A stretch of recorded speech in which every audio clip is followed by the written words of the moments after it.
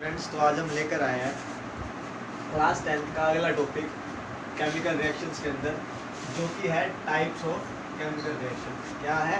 Types of chemical reaction. बच्चों, chemical reactions वैसे तो बहुत टाइप की होती है, हमको यहाँ पे 6 या 7 टाइप की करने हैं। इसमें मेनली 4 टाइप की होगी और बाकी हम इसी के अंदर जो 2-3 एक्स्ट्रा होती है इसी के अंदर आपको बता देंगे। बच्चों, जैसे सबसे पहले आती है कॉम्बिनेशन रिएक्शन। कौन सी रिएक्शंस? Combination reaction. मेनली बच्चों 4 टाइप्स। अब बच्चों, कॉम्बिनेशन में आपको नाम से पता लग रहा है, इसका मतलब होता है कंबाइन करना। क्या मतलब होता है? कंबाइन करना। तो बच्चों, इन ऐसी टाइप की रिएक्शंस में क्या होता है, 2 या 2 से ज़्यादा रिएक्टेंट्स मिलके एक सिंगल प्रोडक्ट बनाते हैं। 2 या 2 से ज़्यादा रिएक्टेंट्स मिलके एक सिंगल प्रोडक्ट बनाते हैं। क्योंकि बच्चों कंबाइन होना है, तो कंबाइन होने के लिए 2 या 2 से ज़्यादा रिएक्टेंट्स की ज़रूरत पड़ेगी। तो यहाँ पे इसलिए इस रिएक्शन को जो हमने नाम दिया वो कॉम्बिनेशन रिएक्शन दिया। बच्चों, इसका एग्जांपल जैसे है आपका, आप CaO ले लीजिए। आप CaO के अंदर डाल दीजिए वाटर और आपको मिल जाएगा CaOH2। तो ये थोड़ी इंपॉर्टेंट रिएक्शन है, इसलिए सबसे पहले ये बताइए, ये आपके NCERT में है। CaO को हम बोलते हैं क्विक लाइन। क्या बोलते हैं? Quick line. तो CaOH2 को हम बोलते हैं स्लेक्ड लाइन। क्या बोलते हैं? Slaked line. ठीक है बच्चों। अब बच्चों, जब ये रिएक्शन होती है ना, इस रिएक्शन के होने के बाद बहुत सारा हीट रिलीज होता है। क्या होता है? बहुत सारा हीट रिलीज होता है। आपको लिखने की जरूरत नहीं है, मैं हीट वाला यहाँ पे एग्जांपल इसलिए दे रहा हूँ क्योंकि बच्चों, जो रिएक्शंस ऐसी होती है जिनके अंदर हीट रिलीज होता है, उन रिएक्शंस को हम क्या बोलते हैं? Exothermic reaction. तो आपको यहाँ पे कॉम्बिनेशन के साथ साथ एक्सोथर्मिक का एग्जाम्पल भी मिल गया। एक्सोथर्मिक रिएक्शंस कौन सी रिएक्शंस होती है? जिनके अंदर हीट रिलीज होता है। तो बच्चों, ये हम यहाँ पे कॉम्बिनेशन पढ़ रहे हैं। 2 या 2 से ज़्यादा रिएक्टेंट्स का मिलके एक सिंगल प्रोडक्ट का बनना क्या होता है? कॉम्बिनेशन। बच्चों, एक एग्जांपल और होता है इसके अंदर। आप कार्बन ले लीजिए, उसको ऑक्सीजन की प्रेजेंस में बर्न कर दीजिए, आपको कार्बन डाइऑक्साइड मिल जाएगा। अब बच्चों, आपको ये सारी रिएक्शंस बैलेंस करनी है। बैलेंसिंग मैंने आपको सिखा रखी है, तो आई होप वो तो आप कर ही लेंगे। और आप चाहे तो इनको इंफॉर्मेटिव बनाने के, जैसे कार्बन सॉलिड में होता है, इसका गैस लगा दिया। ऑक्सीजन हमारा गैसियस फॉर्म में होता है। कार्बन डाइऑक्साइड हमारा गैस में होता है, तो G लगा दिया। ये CaO कैल्शियम ऑक्साइड हमारा एक्वस फॉर्म में होता है। H2O वाटर हमारा लिक्विड फॉर्म में होता है। CaOH2 हमारा यानी कैल्शियम हाइड्रोक्साइड जो होता है वो हमारा एक्वस फॉर्म में होता है। सॉरी, कैल्शियम ऑक्साइड हमारा सॉलिड फॉर्म में होता है। तो ये रिएक्शन है आपकी, आपको इसको बैलेंस करना हो तो कर सकते हैं दोनों तरफ से। एक एग्जांपल आप इसका और देख लीजिए, जैसे आपने देख रखा है Mg के अंदर आप ऑक्सीजन मिलाते हैं, मैग्नीशियम के अंदर ऑक्सीजन मिलाते हैं, तो क्या बनता है? Magnesium oxide. ये आपका कॉम्बिनेशन रिएक्शन का एग्जांपल है। ऐसे बहुत सारे एग्जांपल्स आपको बुक में मिल जाएंगे। मेन आप NCERT के याद कर लीजिए, उससे ज़्यादा नीड नहीं है। इन रिएक्शन में कई बार ये पूछ देता है, इस रिएक्शन में आपने इस रिएक्शन के अंदर क्या ऑब्जर्व करा। ये जब रिएक्शन हुई तो आपने इसके अंदर क्या ऑब्जर्वेशन करा। सिंपल बच्चों, ये रिएक्शन होने के बाद जो है बहुत सारा हीट रिलीज हुआ, ये हमने ऑब्जर्वेशन करा। तो ये आपकी कॉम्बिनेशन रिएक्शन थी। आप ऐसे याद कर सकते हैं, कंबाइन करना। सिंपल पहली टाइप बच्चों नोट कीजिए। इसके बाद बच्चों, दूसरी टाइप हमारी होती है डीकम्पोजिशन रिएक्शन। क्या होती है बच्चों? Decomposition reaction. बच्चों, डीकम्पोज का मतलब होता है तोड़ना। कंबाइन का मतलब जोड़ना होता है, डीकम्पोज का मतलब होता है तोड़ना। इसका मतलब इसके अंदर एक प्रोडक्ट होगा और वो 2 या 2 से ज़्यादा रिएक्टेंट्स में टूटेगा। एक रिएक्टेंट होगा वो 2 या 2 से ज़्यादा प्रोडक्ट्स के अंदर ब्रेक करेगा। अब बच्चों, वैसे तो हम इसको डीकम्पोजिशन बोलते हैं, पर कई बुक्स के अंदर इसकी फर्दर 3 टाइप्स दे देते हैं, जैसे कि फोटो डीकम्पोजिशन रिएक्शन। इसके अंदर बच्चों क्या होगा, हम लाइट का यूज़ करके मार्कर फोटो डिकम्पोजिशन में बच्चों हम क्या करेंगे, लाइट का यूज करके ब्रेक डाउन करेंगे। उसके बाद थर्मल डिकम्पोजिशन, थर्मल डिकम्पोजिशन में हम क्या करेंगे, हीट का यूज करके रिएक्टेंट को 2 या 2 से ज्यादा प्रोडक्ट्स में ब्रेक करेंगे। थर्मल का मतलब हीट होता है, फोटो का मतलब लाइट होता है। एक तीसरा होता है हमारा इलेक्ट्रिसिटी को यूज करके, क्या होता है, इलेक्ट्रिसिटी को यूज करके, यानी इलेक्ट्रोलिटिक डिकम्पोजिशन। तो बच्चों इन तीनों के एक एग्जांपल मैं आपको दिखा देता हूँ, आप याद कर सकते हैं। जैसे बच्चों फोटो डिकम्पोजिशन का आपका एनसीईआरटी में एग्जांपल दिया हुआ है AgCl, एग्जांपल मैं साइड में लिख देता हूँ, example AgCl breaks into Ag plus Cl2। Silver chloride breaks into silver and chlorine. Chlorine gas form में होता है, ये सॉलिड फॉर्म में होता है, ये भी सॉलिड फॉर्म में होता है। बच्चों ये आपका स्टार्टिंग में ग्रे कलर का होता है और रिएक्शन होने के बाद जो सिल्वर निकल के आता है वो आपका सिल्वर कलर का रह जाता है। ये ग्रे कलर का होता है, सिल्वर क्लोराइड बाद में सिल्वर कलर का रह जाता है रिएक्शन होने के बाद। तो इसमें हम क्या करते हैं, AgCl को नॉर्मल बाहर रख देते हैं, सनलाइट लेकर AgCl आपका सिल्वर और क्लोरीन में टूट जाता है वाया सनलाइट। तो यहाँ पर लाइट का यूज हुआ, इसलिए ये कौन सी रिएक्शन है, फोटो डिकम्पोजिशन। बच्चों ये रिएक्शन कई बार बुक के अंदर आपको मिलेगा कि ये जो रिएक्शन होती है ना AgCl वाली, ये ब्लैक एंड व्हाइट फोटोग्राफी में भी यूज होती है। यहाँ पे ब्लैक एंड व्हाइट फोटोग्राफी। बच्चों ब्लैक एंड व्हाइट फोटोग्राफी कौन सी होती है, जो पुराने ज़माने में ये रील के ऊपर पिक्चर्स ली जाती थी, जो कैमरे के अंदर से निकलती थी, उसको ब्लैक एंड व्हाइट फोटोग्राफी बोलते हैं। एक रिएक्शन हो रहा है AgBr को Ag + Br2 में तोड़ा गया है, वो भी ब्लैक एंड व्हाइट फोटोग्राफी में यूज होती है, वो भी फोटो डिकम्पोजिशन का ही एग्जाम्पल है। दूसरा बच्चों थर्मल डिकम्पोजिशन। थर्मल से पहले बच्चों हम एक इलेक्ट्रोलिटिक देख लेते हैं, इसका एग्जाम्पल आसान है, आपको पता भी है इसका। जो बच्चों वाटर होता है हमारा, पानी लिक्विड फॉर्म में होता है, उसके अंदर से जब हम इलेक्ट्रिसिटी पास करते हैं तो वो हाइड्रोजन और ऑक्सीजन की फॉर्म में टूट जाता है। इसमें हाइड्रोजन और ऑक्सीजन H2+O2। तो ये आपका इलेक्ट्रोलिटिक डिकम्पोजिशन का एग्जांपल है। इसके बाद तीसरा है थर्मल डिकम्पोजिशन, हीट को यूज करके तोड़ना। तो इसके अंदर बच्चों आता है CaCO3, कैल्शियम कार्बोनेट को लीजिए, उसको एग्जैक्ट 100 डिग्री पर हीट कीजिए, वो आपका calcium oxide plus carbon dioxide के अंदर टूट जाएगा। कैल्शियम कार्बोनेट को हीट कीजिए, वो कैल्शियम ऑक्साइड और कार्बन डाइऑक्साइड के अंदर आपका टूट जाएगा।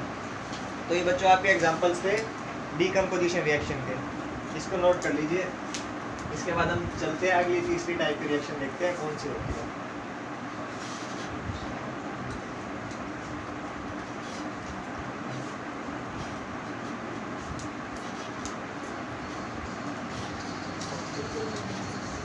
ये रिएक्शन होती है आपकी डिस्प्लेसमेंट रिएक्शन।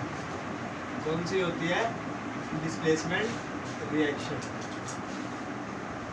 बच्चों डिस्प्लेस का अगर आपको हिंदी में मतलब पता है तो रिएक्शन क्लियर है। डिस्प्लेस का मतलब होता है हटाना। क्या होता है, हटाना। तो इस रिएक्शन के अंदर क्या होगा बच्चों, जो आपका हाईली रिएक्टिव मेटल होगा वो लेस रिएक्टिव मेटल को रिप्लेस कर देगा। Highly reactive metal less reactive metal को रिप्लेस कर देगा। अब आपको पता होना चाहिए कि कौन सा मेटल हाई रिएक्टिव होता है और कौन सा लेस रिएक्टिव। उसके लिए आपको रिएक्टिविटी सीरीज पता होनी चाहिए, जो मैं यहाँ पर लिख देता हूँ, आप याद कर लीजिएगा इसको। ये Na, calcium, magnesium, aluminium, zinc, iron, Tb, hydrogen, उसके बाद कॉपर, मरकरी, उसके बाद सिल्वर एंड गोल्ड। अब बच्चों ये रिएक्टिविटी सीरीज है, potassium, sodium, calcium, magnesium, aluminium, zinc, iron, lead, hydrogen, copper, mercury, silver, gold और सबसे ऊपर प्लेटिनम होता है। तो बच्चों ध्यान से देखिए, इसको याद कैसे करते हैं। ये होता है कैटरीना, ने, कार, मंगी, ओल्टो, जेन, फरारी। फिर भी क्यू, मिली, मिली मतलब एम से मरकरी होता है, मिली मरकरी। फिर भी क्यों मिली सिल्वर ओडी। कैटरीना ने कार मांगी एल्यूमिनियम जेन फरारी, फिर भी क्यों मिली सिल्वर, एजी यानी सिल्वर ओडी। ठीक है बच्चों, ये रिएक्टिविटी सीरीज आपको याद हो तो आप डिस्प्लेसमेंट रिएक्शन आसानी से कर सकते हैं। अब जैसे देखिए मैं यहाँ पे एक रिएक्शन लिखता हूँ, Zn plus FeSO4 gives ZnSO4 plus Fe। Zinc plus iron sulphate gives zinc sulphate plus iron. अब बच्चों ध्यान से देखिएगा तो ये आपका डिस्प्लेसमेंट रिएक्शन का एग्जांपल है। इसमें क्या हुआ, ये FeSO4 में से जिंक ने Fe को रिप्लेस कर दिया, उसकी जगह ले ली और Fe यानी कि आयरन हमारा निकल के बाहर आ गया। अब बच्चों ऐसा हुआ क्यों, क्योंकि अब रिएक्टिविटी सीरीज के अंदर देखिए जो जिंक है वो आयरन से ज़्यादा रिएक्टिव है। जो मेटल जितना ऊपर होगा वो उतना ज़्यादा रिएक्टिव होगा, यानी ऊपर वाला नीचे वाले को लात मार सकता है, यानी भगवान ही हम सबको लात मार सकता है, हम भगवान को लात नहीं मार सकते। ऊपर वाला नीचे वाले को लात मारेगा। अब जैसे एक एग्जांपल और देखिए, जैसे मैं लिखता हूँ Mg plus FeSO4 gives MgSO4 plus Fe। अब बच्चों इसके अंदर मैग्नीशियम ने आयरन को रिप्लेस कर दिया, क्योंकि मैग्नीशियम जो है आयरन से ज़्यादा रिएक्टिव है।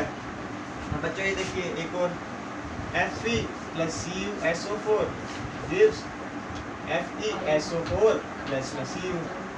आयरन ने कॉपर को लात मारी क्योंकि आयरन कॉपर से ज़्यादा रिएक्टिव है। पर बच्चों ध्यान से देखिए, अगर मैं यहाँ पर ये रिएक्शन यूँ लिखूँ कि Cu प्लस FeSO4, तो ध्यान से सोच के बताइए कि क्या ये रिएक्शन होगा, क्या ये रिएक्शन होना पॉसिबल है। ध्यान से देखिए, कॉपर जो है रिएक्टिविटी सीरीज में पहले ही नीचे है, आयरन ऊपर है, मतलब SO4 जो है पहले ही हाईली रिएक्टिव मेटल्स के साथ अटैच है, तो कॉपर आयरन को रिप्लेस नहीं कर पाएगा और ये रिएक्शन हमारा नहीं होगा। तो ये रिएक्शन एक डायरेक्शन में तो फिजिबल होती है, पर अपोजिट डायरेक्शन में फिजिबल नहीं होती। एग्जाम में क्वेश्चन भी पूछता है all displacement reactions are reversible, explain. Irreversible, all displacement reactions are irreversible, explain. क्योंकि बच्चों एक डायरेक्शन में तो हो जाती है, पर दूसरे डायरेक्शन में जब ये होने लगती है तो जो दूसरा लेस रिएक्टिव मेटल होता है वो हाई रिएक्टिव मेटल को रिप्लेस नहीं कर पाता, तो वो दूसरी डायरेक्शन में नहीं हो पाती। ये हमारा डिस्प्लेसमेंट रिएक्शन का एग्जांपल था, इसको आप नोट कर सकते हैं।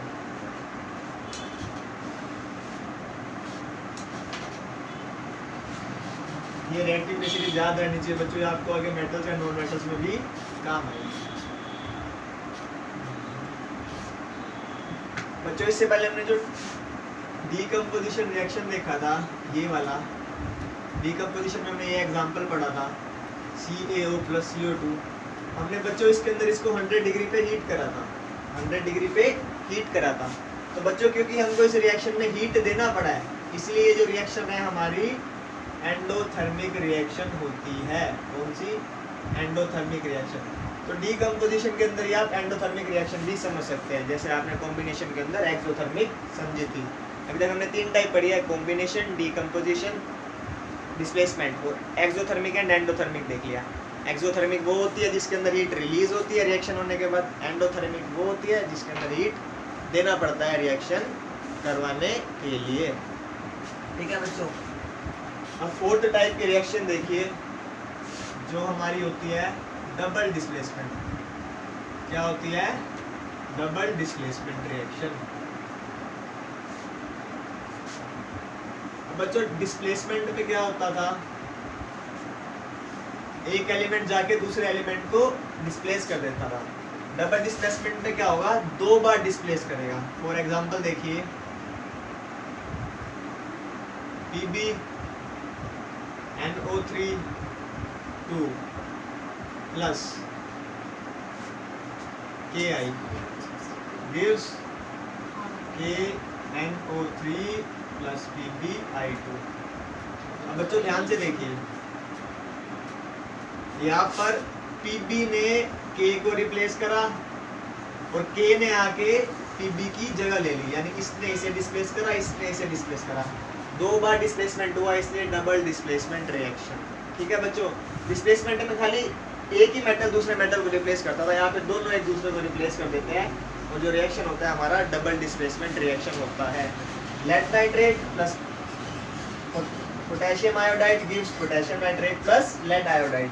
ये एग्जांपल बच्चों मैंने आपको प्रेसिपिटेशन, फॉर्मेशन ऑफ प्रेसिपिटेट में भी दिया था केमिकल रिएक्शन के लेक्चर नंबर 1 में। अब बच्चों ये जो PbI2 बनता है ये हमारा होता है प्रेसिपिटेट और ये बनता है येलो कलर का। तो बच्चों ये जो एग्जांपल है ये हमारा प्रेसिपिटेशन रिएक्शन का एग्जांपल भी है। जो डबल डिस्प्लेसमेंट रिएक्शन है हमारी ये प्रेसिपिटेशन रिएक्शन भी है। तो आप यहाँ से प्रेसिपिटेशन रिएक्शन को भी समझ सकते हैं, कोई आपको अलग से पढ़ने की ज़रूरत नहीं है। तो डबल डिस्प्लेसमेंट में समझ आ गया बच्चों, मेटल्स 2 बार रिप्लेस करते हैं। इसका हम एक एग्जांपल और देख लेते हैं जो NCERT में दिया हुआ है, उसके बाद एक लास्ट स्पेशल टाइप की रिएक्शंस देखेंगे जो कि बहुत इंपॉर्टेंट होती है। तो बच्चों अगला एग्जांपल आप लिखिए जो NCERT में आपकी गिवन है Na2SO4 plus BaCl2 gives BaSO4 plus NaCl। ध्यान से देखिए बच्चों, sodium sulphate plus barium chloride gives barium sulphate plus sodium chloride.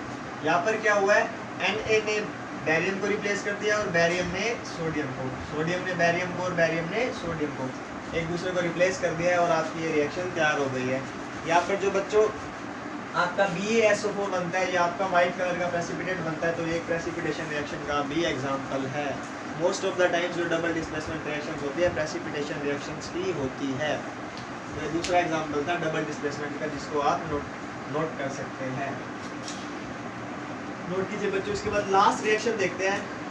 5वीं टाइप की रिएक्शन भी होती है बट उसको थोड़ा स्पेशल बोला जाता है क्योंकि उसमें क्वेश्चंस ज़्यादा पूछे जाते हैं। आप ऊपर चाहे तो 4 से 5 टाइप्स भी कर सकते हैं, बट आप 4 में मेन याद रखिए और जो 5वीं है उसको अलग से करें, जो कि आपकी होती है रिडॉक्स रिएक्शन।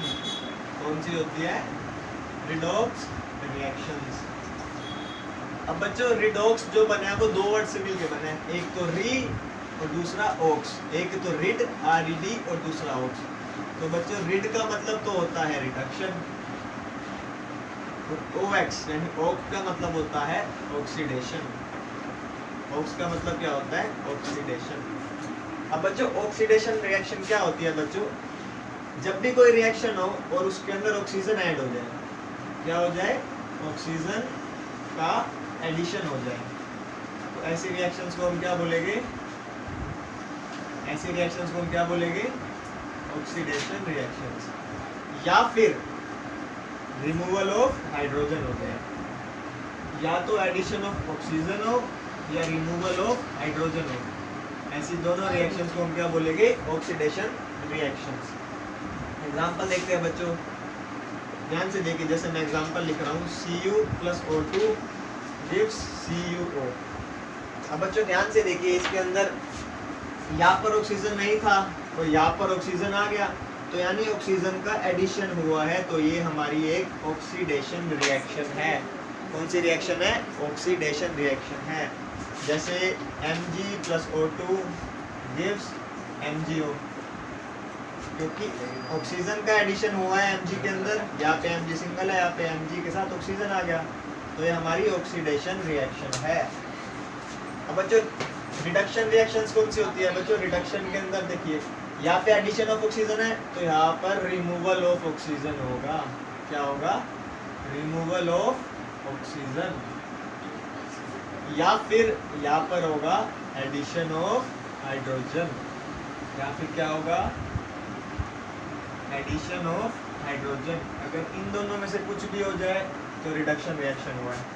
एग्जांपल देखिए बच्चों, जैसे मैंने CuO ले लिया, इसी रिएक्शन को अगर मैं रिवर्स डायरेक्शन में कर दूँ बच्चों, जब ये आप डायरेक्शन को इस तरफ लेके जाते हो तो जो ये CuO बनता है ना, ये ब्लैक कलर का ऑक्साइड बनता है।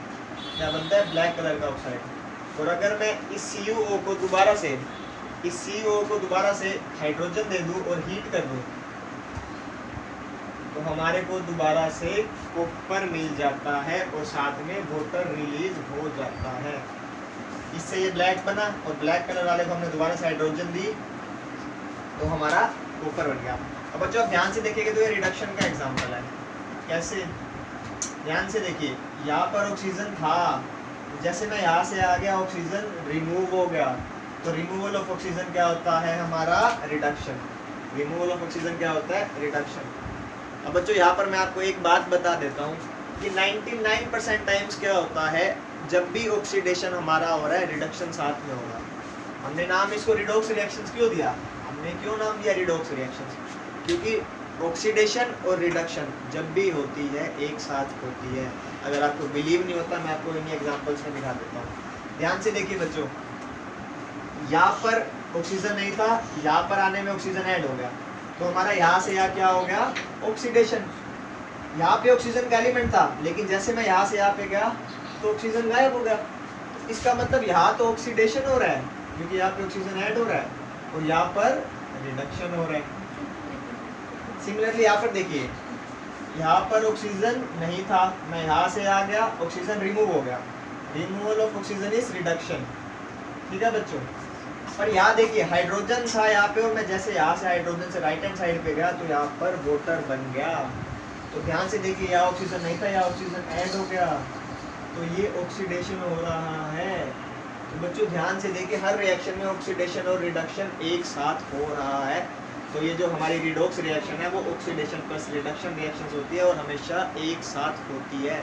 बस ये कंडीशन याद रहनी चाहिए, removal of oxygen is reduction, addition of hydrogen is reduction, and oxidation क्या होता है, addition of oxygen and removal of hydrogen. आप ऐसे याद रख लीजिए, OX का मतलब ऑक्सीजन, तो ऑक्सीजन ऐड करना है, बाकी हाइड्रोजन का उल्टा, और रिडक्शन में ऑक्सीजन के लिए उल्टा और हाइड्रोजन का दूसरा। सिंपल याद कर सकते हैं। ठीक है बच्चों, इसको नोट करिए। 2-3 टर्म्स और देखते हैं इसके अंदर।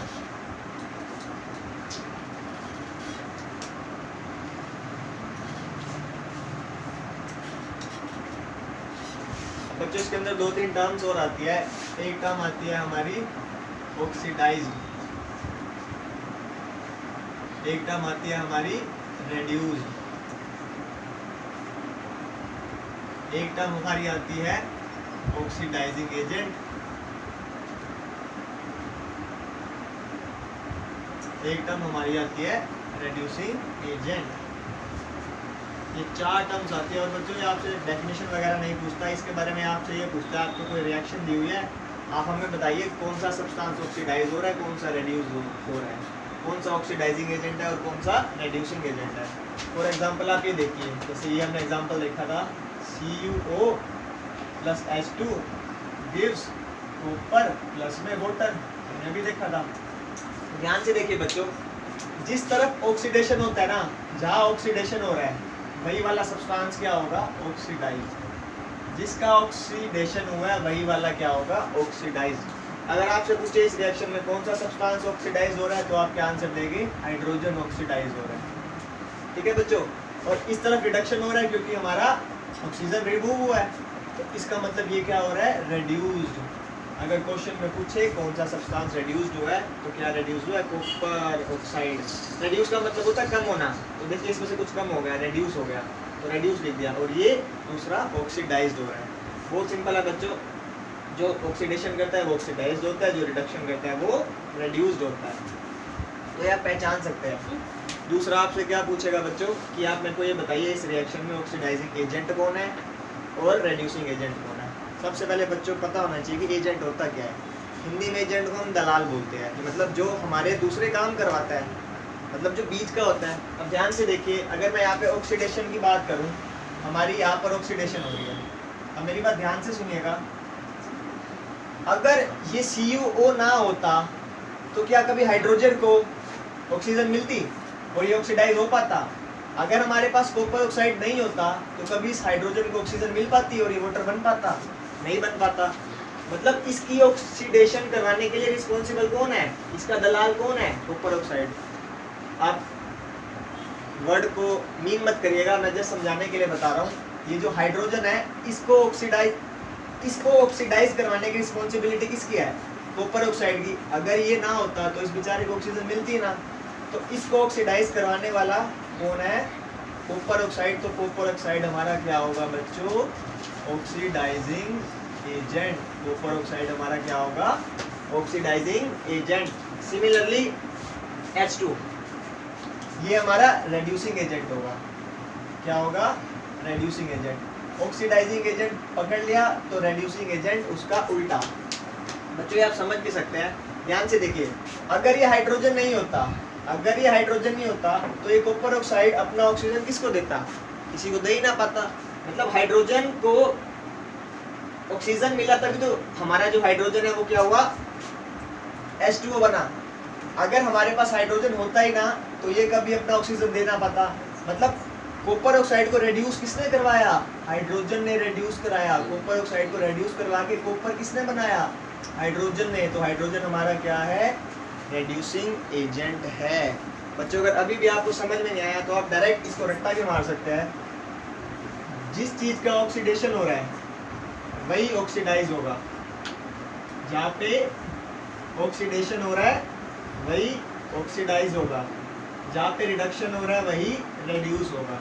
कुछ एजेंट के केस में उल्टा, जहाँ ऑक्सीडेशन हो रहा है वो वाला क्या होगा, रेड्यूसिंग एजेंट। एजेंट के केस में उल्टा, और जहाँ रिडक्शन हो रहा है वो क्या होगा, ऑक्सीडाइजिंग एजेंट। बहुत सिंपल है बच्चों, एजेंट के केस में आप उल्टा कर दीजिए। तो आप चाहे तो या समझ भी सकते हैं और नहीं समझ में आता तो आप इसका रट्टा भी मार सकते हैं। जहाँ ऑक्सीडेशन वो रेड्यूसिंग एजेंट, जहाँ रिडक्शन वो ऑक्सीडाइजिंग एजेंट। ठीक है बच्चों, इसका एक एग्जांपल मैं आपको और दिखा देता हूँ। आप मेरे को उसमें पहचान के दिखाइएगा कि भाई कौन ऑक्सीडाइजिंग एजेंट है और कौन रेड्यूसिंग एजेंट है। ठीक है बच्चों, जैसे ये रिएक्शन है Mg+O2 gives MgO। और बच्चों ध्यान रखिएगा जो आंसर आते हैं रेड्यूसिंग एजेंट और ऑक्सीडाइजिंग एजेंट वो हमेशा रिएक्टेंट वाली साइड से ही आते हैं, प्रोडक्ट वाली साइड से नहीं बताए जाते। तो मैं यहाँ पे पूछूं कि भाई हमारा ऑक्सीडाइजिंग एजेंट कौन है, तो आप पहले देखिए ऑक्सीडेशन कहाँ पे हो रहा है। यहाँ पे एडिशन ऑफ ऑक्सीजन हो रहा है, तो यहाँ पे ऑक्सीडेशन हो रहा है। ठीक है बच्चों, और यहाँ पे रिमूवल ऑफ ऑक्सीजन हो रहा है, ऑक्सीजन गायब हो गया तो ये रिडक्शन हो रहा है। अगर आपसे पूछते हैं ऑक्सीडाइजिंग एजेंट कौन सा है, तो एजेंट का केस क्या होता है, उल्टा।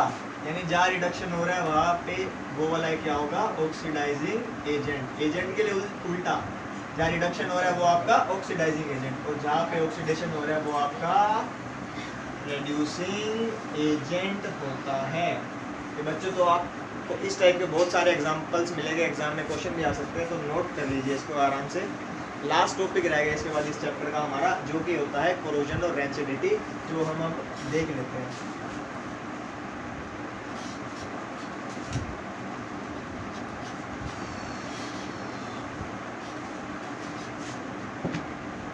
देखिए बच्चों अगला एग्जांपल, अगला टॉपिक कोरोजन। कोरोजन क्या होता है बच्चों, कोरोजन हमारा होता है, आपने जैसे देखा होगा कि जैसे आयरन आपका लोहे का गेट होता है, आयरन के कोई भी मटेरियल्स पड़े होते हैं, सिल्वर के, आयरन के, प्लेटिनम के, कॉपर के, तो कुछ टाइम बाद उनमें बड़े बड़े जंग लगने लग जाता है। क्या होने लग जाता है, जंग लगने लग जाता है। तो वो जंग जो लगता है ना उसको हम बोलते हैं रस्ट, और जो वो जंग लगने का प्रोसेस है ना उसको हम क्या बोलते हैं, कोरोजन। क्या बोलते हैं, कोरोजन। इसकी डेफिनेशन लिखिए बच्चों, द रस्टिंग ऑफ सब्सटेंस या the oxidation of substances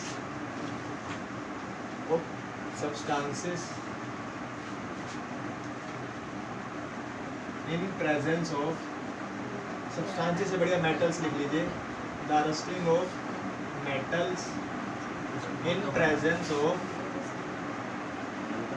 air and water, in presence of air and water is called corrosion,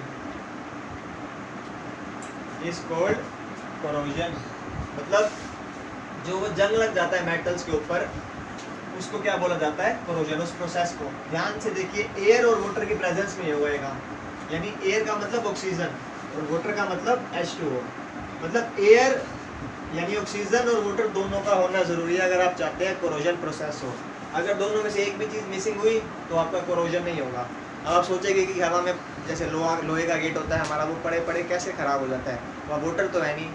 बच्चों हवा के अंदर वाटर के मॉलिक्यूल्स यानी वाटर का ड्रॉपलेट्स यानी मॉइस्चर प्रेजेंट होता है। तो वाटर और एयर अगर दोनों मिलते हैं तो ही कोरोजन होता है। जैसे हमारे एनसीईआरटी में एक एक्टिविटी भी है, छोटी क्लासों में हुआ करती थी।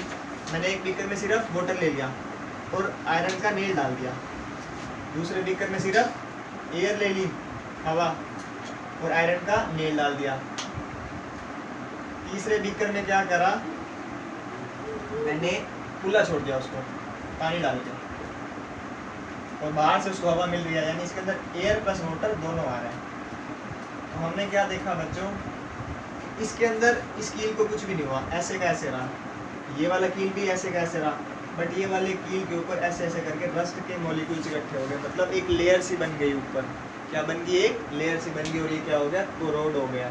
जो इसके ऊपर ये जो लेयर बन जाती है, जंग बोलते हो जिसको आप, उसको हम क्या बोलते हैं केमिस्ट्री के टर्म्स में? रस्ट। क्या बोलते हैं? रस्ट। कोरोजन के बच्चों एग्जांपल देख लीजिए, क्या एग्जांपल होते हैं? Rusting of iron, rusting of steel, steel के ऊपर जंग लग जाना, corrosion of any metal, gold, silver etcetera. जो बच्चों आपने रिएक्टिविटी सीरीज पढ़ी थी ना, उस रिएक्टिविटी सीरीज में जो मेटल्स जितने ऊपर होते हैं वो उतनी जल्दी कोरोड होते हैं। जैसे जैसे हम नीचे आते जाते हैं कोरोजन कम होने लग जाता है। जैसे आपने देखा होगा हमारे घर के अंदर जो बर्तन बने होते हैं वो सिल्वर के बने होते हैं। क्यों? क्योंकि रिएक्टिविटी सीरीज के अंदर सिल्वर बहुत नीचे आता है और इतनी आसानी से एयर और वाटर से रिएक्ट नहीं करता और ख़राब नहीं होता। तो ये आप कोरोजन नोट कर सकते हैं। Rusting of metals in presence of air and water both is called corrosion. ठीक है बच्चों, इसकी प्रिवेंशन होती है बच्चों, पर वो मेटल्स एंड नॉन मेटल्स में देख लेंगे आप, वहाँ पर ये दोबारा आएगा corrosion topic metals and non metals में, तो टेंशन लेने की ज़रूरत नहीं है। एक इसके बाद आपका टॉपिक और होता है लास्ट टॉपिक, जो कि होता है रेंसिडिटी। तो रेंसिडिटी क्या होता है? आपने देखा होगा जैसे कि अगर आप खाने को खुला छोड़ दें या चिप्स के पैकेट को खोल के छोड़ दें, तो वो अंदर पैकेट के अंदर जो चिप्स होते हैं बड़े बड़े सीम जाते हैं, रोटी पड़ी पड़ी जो होती है वो ख़राब हो जाती है। मतलब कोई भी सब्सटेंस को अगर आप खुला छोड़ दें, फ्रिज में ना रखें, इधर उधर ना रखें, तो ख़राब हो जाते हैं। तो उस प्रोसेस को क्या बोलते हैं? रेंसिडिटी। खाने का ख़राब होना, किसी भी खाने पीने की चीज़ का ख़राब हो जाना क्या बोला जाता है? रेंसिडिटी। अब बच्चों ऐसा क्यों होता है? कोई भी चीज़ पड़े पड़े बाद ख़राब क्यों होती है? बच्चों ऑक्सीजन ही रिस्पॉन्सिबल होता है। जब हम क्या बोलते हैं चिप्स के पैकेट को खोल के छोड़ देते हैं, तो जो एयर में ऑक्सीजन होता है उसके साथ रिएक्ट कर जाता है और रेंसिडिटी प्रोसेस हो जाती है और वो हमारा ख़राब हो जाता है। ख़राब मतलब सील जाते हैं। और जो हमारी जैसे रोटी होती है, अगर हम उसको हवा में खुला छोड़ देते हैं तो पड़े पड़े ख़राब हो जाती है, क्योंकि ऑक्सीजन के साथ रिएक्ट कर जाती है। तो रेंसिडिटी क्या होती है बच्चों? किसी भी सब्सटेंस का यानी ख़राब हो जाना in the presence of oxygen. ठीक है। इसके बच्चों आप प्रिवेंशन देख लीजिए, डेफिनेशन आप बुक से देख लीजिएगा, क्योंकि लेक्चर लंबा हो जाएगा वरना। मैं आपको प्रिवेंशन बता देता हूँ कि किस टाइप से रेंसिडिटी को प्रिवेंट करा जा सकता है। पहला प्रिवेंशन है by flushing nitrogen, by flushing nitrogen in packets. अब आपने देखा होगा जो चिप्स वगैरह के पैकेट्स आते हैं वो सील पैक्ड होते हैं, उसके अंदर एक्चुअल में क्या करा जाता है? नाइट्रोजन गैस फील्ड कर दी जाती है। अब जो हमारी नाइट्रोजन गैस होती है वो अनरिएक्टिव होती है, ऑक्सीजन के साथ इजीली रिएक्ट नहीं करती, तो जो हमारा चिप्स वगैरह होते हैं लंबे टाइम तक स्टोर करे जा सकते हैं और वो रेंसिडिटी से बच जाते हैं। दूसरा बच्चों क्या होता है? By using foil papers. हमने देखा होगा हम रोटी को फॉइल पेपर्स में लपेट देते हैं और उससे वो ज़्यादा टाइम तक खराब हुए बिना रह सकती है। तीसरा by putting substances in refrigerator. हम क्या करते हैं? फ्रिज के अंदर डाल देते हैं, जिसकी वजह से क्या होता है? लंबे टाइम तक वो फूड सर्वाइव कर सकता है और ख़राब होने से बच जाता है। तो बच्चों एक ऐसे बहुत सारे तरीके हैं जिससे हम प्रिवेंशन कर सकते हैं रेंसिडिटी का। आई होप आपको ये लेक्चर समझ में आया होगा। यहाँ पर हमारा यूनिट 1 ख़त्म होता है, केमिकल रिएक्शन एंड इक्वेशन। इसके बाद शायद हम लाइट चैप्टर लेकर आएंगे फिजिक्स का, तो आप पढ़ाई करते रहे, चैनल को लाइक एंड सब्सक्राइब करें। All the very best.